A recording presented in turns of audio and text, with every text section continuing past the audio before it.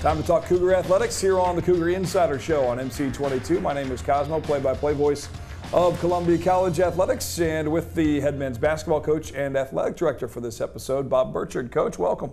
Thank you. It's been a great fall.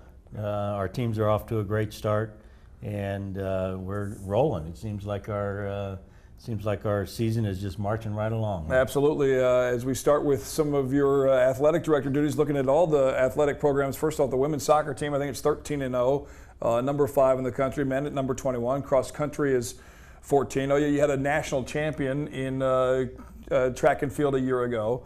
Your basketball teams are ready to tip off.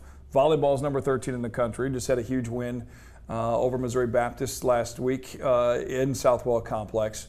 And in the fall, you're going to start up men's lacrosse. Going to be playing out at our Marvin Owens on the turf out there. You've got to sit back in your office and kind of shake your head a little bit and go, okay, all this expansion. There's really no time to blink anymore around here with the athletic, with all the different teams, and of course the success rate that everybody's having.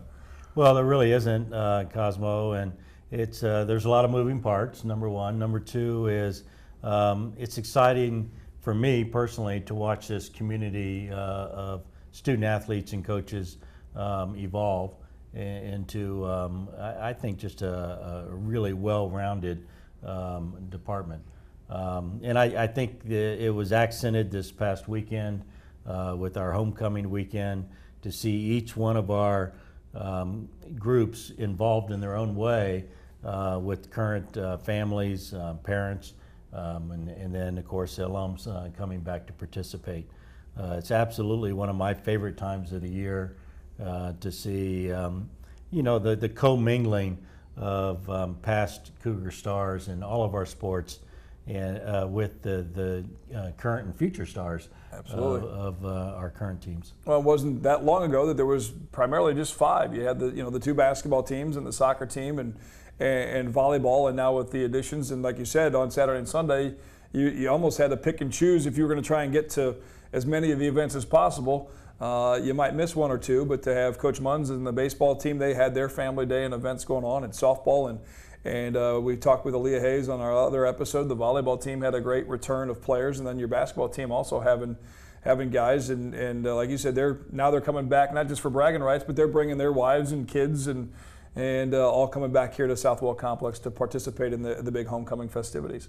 Well, it was such a wonderful day for all the things that you mentioned. I was trying to get around and see everybody. I'm not sure I did, but I would like to highlight a few things. Number one, baseball program, a new program for us, starting their second year, had a couple hundred people out at Atkins Field. The rain kept them from playing, but they had a big potluck meal there, and to see those students and families interact with some alums was really gratifying to me for one of our new programs. And then, of course, the gym was full all day, and we had a really good return of women's basketball and volleyball student athletes. I really enjoyed watching them play. Really interested in both how they formatted their day, and that we watched alums play for a period, and then the new people play, and then they mixed up a bit, and I really enjoyed that format. And then, of course, the soccer games, which were our real competition for the day. The sun came out and made it a super afternoon to be out at our Marvin Owens. And then concluded in the evening was the men's basketball game. And I think my favorite moment of that was we had them introduce their graduation years, and one of them said he graduated in 1993, one of my former guys. And we got to Tanner Sutton, and he said, well, I was born in 1993. and to see that I think we almost had every era of Cougar basketball represented. So it was a great day all around, and it's nice to see that continuation of community, into the group that we have now. Absolutely, and having all that back in the gym, at some moments you just got to sit back and kind of scratch your head and go, wow, this is, you have the dream board, and then to have it all kind of come together and have these teams as we get ready to have that overlap where basketball is starting and all the spring sports, or rather the fall sports rather, are starting to head to their postseason runs. That's when things really amp up, both in the training rooms, in the gyms, and on the athletic fields as well, and in the courts. Well, we've got bowling starting yeah, there, that's true. And so everybody's starting to participate in their craft, and it is an exciting time. Our runners are doing a great job. We're coming off an amazing year with the track and field, but they've bolstered their team size, and we have a lot of really good distance runners that are participating right now. You mentioned Abby Stricker, yeah. And of course we've been celebrating her national championship, the first individual sport national championship that we've had. And Tracy Coach Jex really said it best at a recent event, in that it was very appropriate that Abby was that first one, with the history of Columbia College and Christian College being an all-women's institution. So we've had these successes going, and it really looks like our fall sports are heading in the same direction. Absolutely, with volleyball and both the soccer programs on a great clip down the stretch on the team sports side. Before we head to the break, on the basketball front, Jessica Keller leaves your program, and one of her assistants, Taylor Posale, ends up with the head job. Probably didn't have to look too far, obviously, to know that you had quite a talent in Taylor Posale. Well, I think it became evident in the search process that Taylor was number one, the right choice, but number two, that the trajectory of the program was going in such a positive manner, and we just really felt like we didn't want to break that momentum, and of course then you understand how much Taylor has been a part of that in the recruiting process and the teaching process, and I'm enjoying watching him put his different look on the team. And I think that's always what one question that people have when you elevate an assistant to a head coaching position: is it just more of the same? And I think we're starting to see that Taylor's going to put his own stamp on the program. And to be honest with you, I think the alumni competition was a part of that. I know he reached out to our basketball alums and really tried to get connected with that group. And the turnout was superb, and I really give him a lot of credit for that. Well, I know with this show with Coach Keller over the years, talked a lot about how Taylor was so involved, as you mentioned, in the recruiting, but so much of the game planning and a lot of the video and the scouting and the practice, and to take that and run now as the head coach as he amps things up into their first season. I know that he's excited, and both basketball programs are heating things up. We're just 3 weeks away. Well, it's hard to believe. The calendar goes pretty quick. The one last thing about Taylor and his presence is I hear him on the radio all the time. He's got these ads going yeah. on, and so he's put himself, he's injected himself into the community quickly, and we're really happy about that. But this October time period is when all the basketball gets going across the country. Our teams are practicing, hard, and we've got some scrimmages that are occurring. I know the women's team had one this past Sunday, and men are marching towards theirs as well. November 1st will be here before you know it. Absolutely. We're going to come back and talk more about both basketball teams, but especially that men's side that Coach Bob Burchard will be coaching at Southwell Complex. And we'll be right back talking more Cougar hoops with the coach next here on the Cougar Insider Show.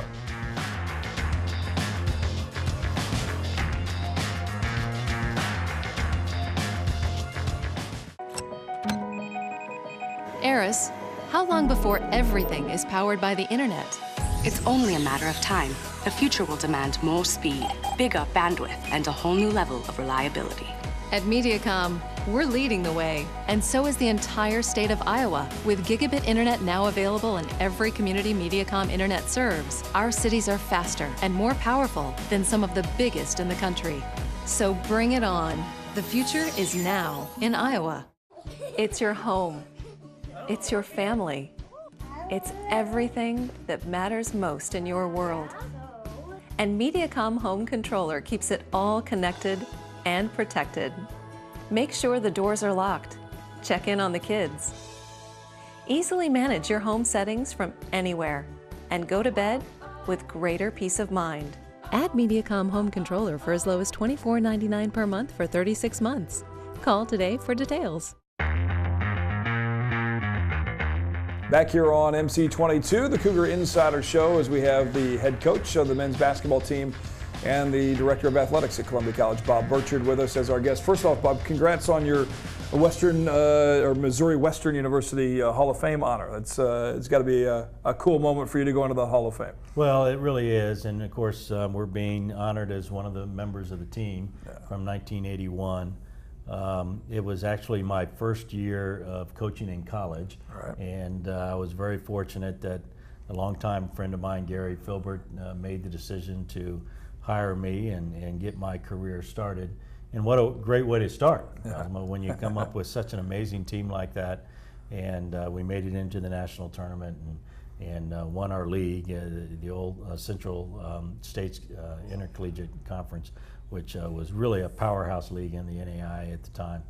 I haven't been back to Missouri Western in many years, and just like our past Hall of Fame this weekend, it'll be fun to reconnect, both with friends and our team, but to get back on campus, because I'm sure, much like Columbia College, that campus has changed quite a bit. Absolutely. Well, as you mentioned, that Hall of Fame team, I was going to bring that up to kind of segue into your basketball. Of course, Valerie Teeter on the softball side, what an amazing pitcher and athlete she was, going in for Coach Wendy Spratt into the Cougars Hall of Fame.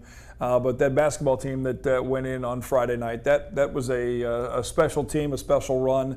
And the two colors of blue and white will never be the same ever again, with the way that team kind of came together down the stretch and into that national tournament. It was a special moment in time, Cosmo, and for so many reasons. Sometimes teams really have to struggle to get to a really good point, and that team did. And then chemistry we always talk about in sports, and it's such a hard thing to find, and sometimes coaches are always trying to find the right mix, and we settled into this substitution pattern of two different teams, and the chemistry just all of a sudden worked. I mean, it was just the right mix, and got on a roll as teams can do, and it took us all the way to the national championship game, and those are moments that teams like that and teammates will treasure their entire life. I know I certainly have. Every now and then I catch myself maybe wondering what if we had done a little bit better in the last game, but we haven't gotten to that point since.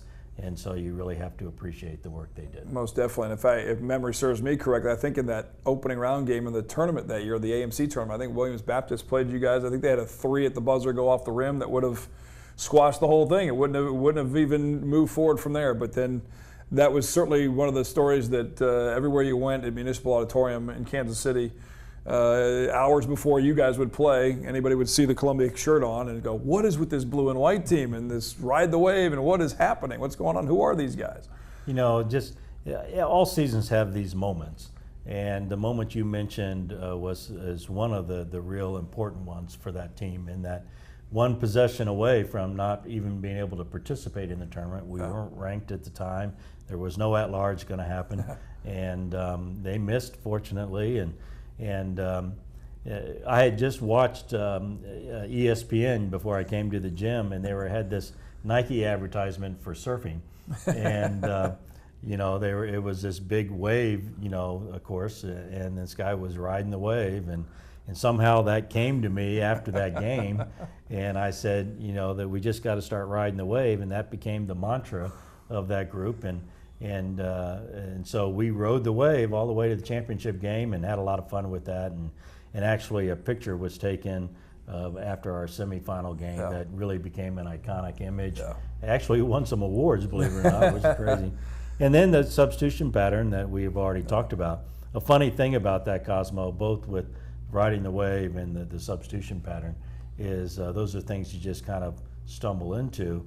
But people after that were asking me to write all these articles and do clinics on how to do a 5-on-5 substitution pattern, and it was like something that I had, just come up with, basically we just did it out of desperation, and So we haven't been able to duplicate that. Trying to since. come up with something for that individual. That's how much sometimes it's just a matter of, for that group, what can I get to click? And at that point, that seemed to be it. It was it. And really the joyous thing that happened was everybody, as you said, jumped on board. Yeah. And we built this whole culture around these two teams, and now we didn't announce starting lineups, only announced them as blue and team and white team, and then the public address announcers at Municipal Auditorium, Kansas City, were doing the same thing, and it was certainly a fun period. Absolutely, it was. I remember getting the instruction the first time doing PA in the press box at Southwell, going, just saying blue and white, okay, whatever. That's what Bob wants to do, we'll do it. And it certainly was a heck of a run. You guys are starting up here again, the Cost Cutters Cougars versus Cancer Tip-Off Classic. Olivet Nazarene, November the 3rd. Ben's basketball season starts just days away. What's practice been like? What's this team makeup going to be like, you think, for this year? Well, obviously we're still discovering a lot about this group of guys, Cosmo and Will, for a long time. I think the real positive thing is that we have a lot of returners, have very experienced ball handlers. Our guards have been a big part of the success of the teams the past 3 years, and so it's nice when your ball handlers are experienced. It certainly helps in organizing your group. Each team has its own personality, as we've already talked about, and we're really discovering what this team is going to look like. I think it's a really skilled team. I think we can have the potential to shoot the ball really well. I'm a little concerned about our depth in the interior. We're not as big and physical as some of the teams that we've had in the past. Now we're going to try to balance that out with different style of play because of the makeup of our group.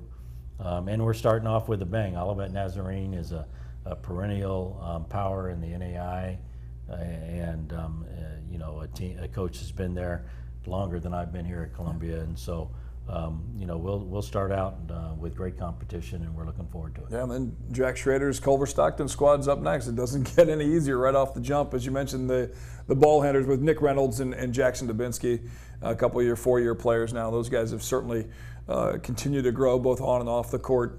Nick last year just was shooting lights out from behind the arc to pace your squad almost all season long. And as you said, starting with those two guys in your guard spots, two of the best ball handlers you've had around here in a while. Well, and their leadership, Cosmo, Jackson and Nick have had a great summer. They all stayed in Columbia, along with Hank Matthews this past summer. You could see them working out together. They've got their chemistry all their own on the court. They seem to play off each other, and you add Nathan Biggs in there again. Somebody's been, it'd be his 3rd year in our program. Really skilled forward. A little bit unsure about the 4 spot. Replacing Malik Ray will be something. That's not an easy task to do. He was an unbelievable individual athlete. Cosmo, it really isn't. It's not easy to do. We will look different, and I've said this. Number one, it's amazing to have somebody at the basket like Malik who can erase your mistakes, and that's really important to do defensively. And then secondly is highlights. I mean, he would make plays that are momentum changing plays in games, whether it be a huge dunk or a block shot or something that is going bad, and he turns it into something great just because of his athleticism. We haven't really replaced that, but I think we've replaced some of his athleticism with some multi-skilled guys. Maybe you can do some things that weren't really in Malik's comfort zone. And one of the things the fans will notice if they haven't seen it yet, there's some photos online, some video, but you come to Southwell Complex, the new look court that has your name on it, number 1 from a couple years ago, but with the addition of the kind of the color scheme, if you will, the darker paint, or the wood color around the key and the paint area. What went into that decision process to make that change aesthetically? Well, I think first off, you have to do that every now and then, for the life of the floor. And we hadn't gone straight to the wood, sanded it since the building was redone 15 years ago. So it was time to happen. And then we had a group of people that sat down, like always, and looks at floors they like, and we, you know, it's not, again, only once in 15 years you have the opportunity to change a look. Right. And I think that group did a great job of going to a really nice look. Couple of funny things about that is this is my first chance after the alumni weekend game to be able to look at the floor on video, and for basketball, and it's just really pretty, and I'm really proud of it. Another funny thing that happened is somebody was sitting in the gym down at the south end and noticed that my name wasn't on the south end anymore, and they said, "Oh, you're so humble, you took your name off the floor."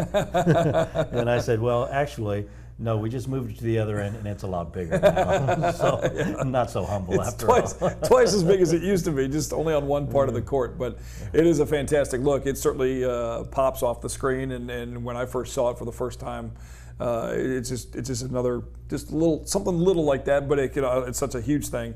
Really adds to the life of that gym for both volleyball and basketball, and any other events that are going on in there, whether it's you guys or not, that's just being held here at Southwell Complex. And our guys, you know, the fun thing too, again, going back to homecoming, is to have people come back and say all the nice things about the campus itself, but then certainly about their gym. And they all notice that change. I love it. Well, it's about that time, Coach. Congrats on all the things around the athletic department. Everything is clicking, and all the teams that are in action now getting ready for their postseason runs. And basketball firing up here the 3rd of November, the Cougars versus Cancer Cutters event tip-off classic. And again, come watch the Cougars play.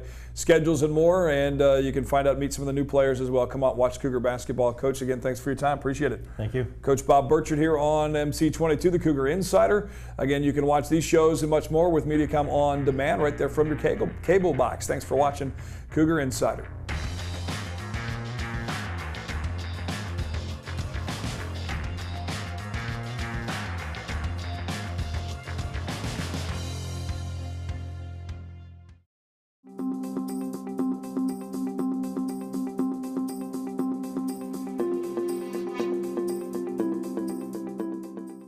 With TiVo, you can record shows to watch later, of course, but you can also access popular video apps right on your TV.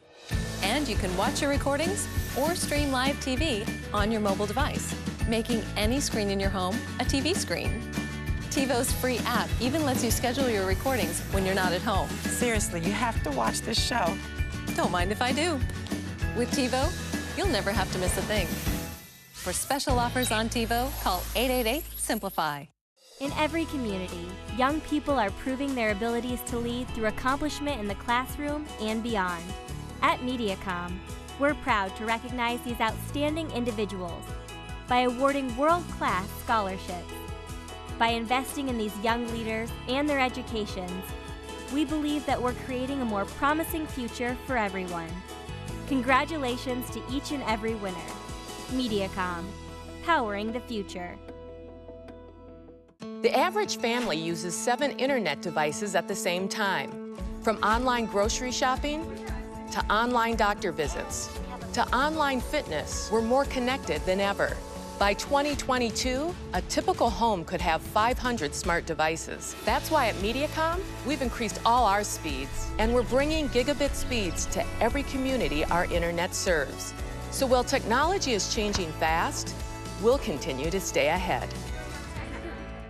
When you download the Mediacom Connect mobile care app, you can troubleshoot issues, look at your data usage, pay your bill, get appointment reminders, and even schedule a time for us to call you without ever leaving the couch. It's like having your own customer service agent. Remember, your TiVo install is tomorrow. And technician right in your phone. Mediacom Connect mobile care. Download the free app today from iTunes or Google Play. Video and music fans, You don't have to settle for this. You can watch like this.